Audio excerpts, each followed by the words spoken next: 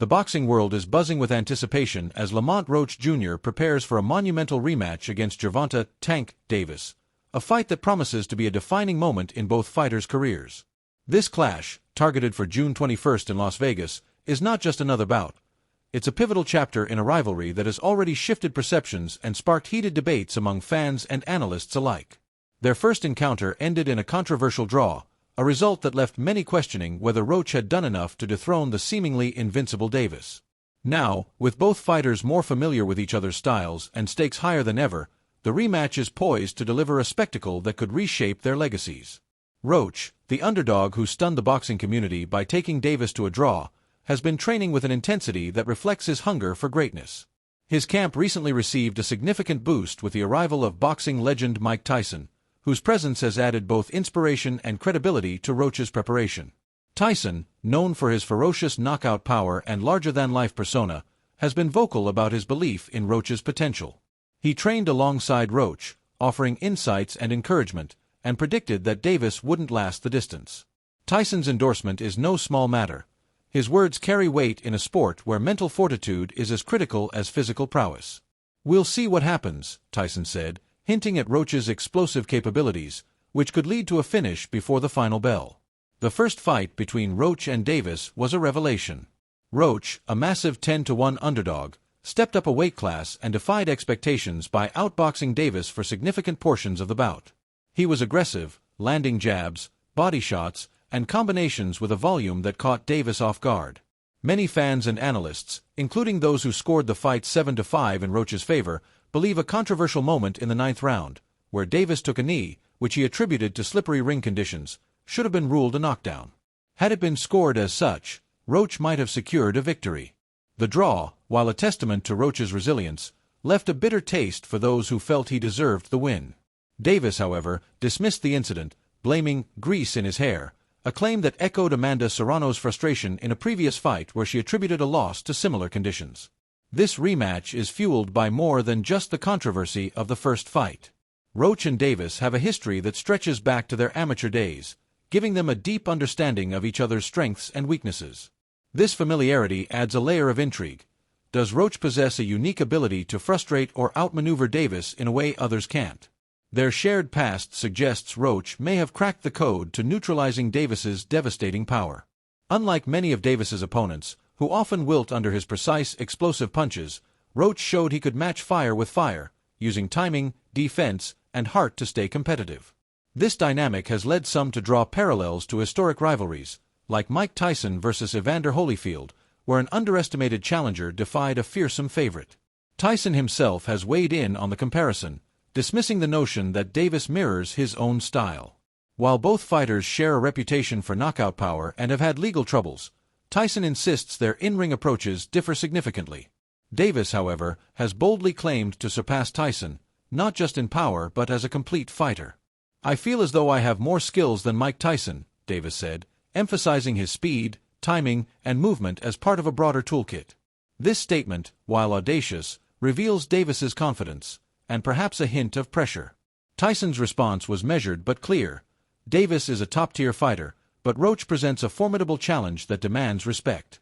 Overconfidence, Tyson warned, could be Davis's downfall. Other prominent voices in boxing have also chimed in. Ryan Garcia, a star in his own right, praised Roach's performance in the first fight, noting that it proved his place among the elite. Garcia believes the pressure is now on Davis to prove he can overcome a fighter who's already exposed his vulnerabilities. Shakur Stevenson echoed this sentiment, calling Roach a hell of a fighter, whose timing, defense, and relentless spirit make him a unique threat.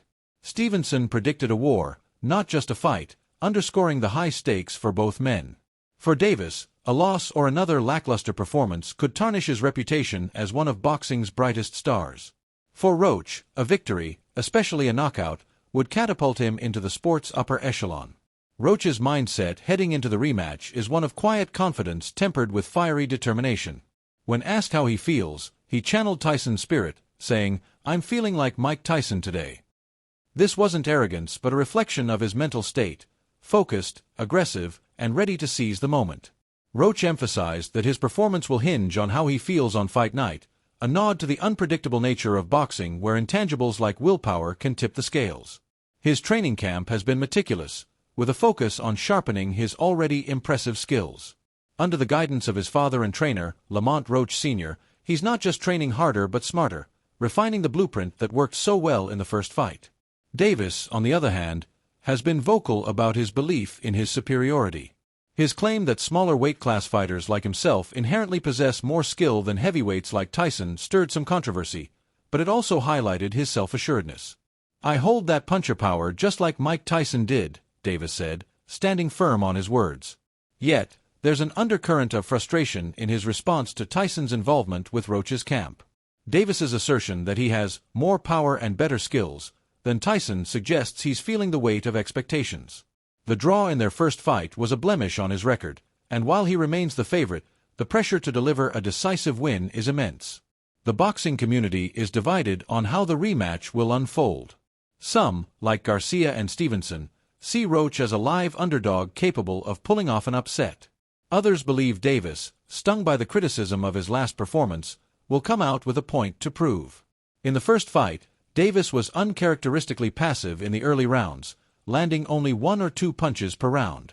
As the fight progressed, however, he became more aggressive, landing left hands and body shots that hinted at his potential to dominate.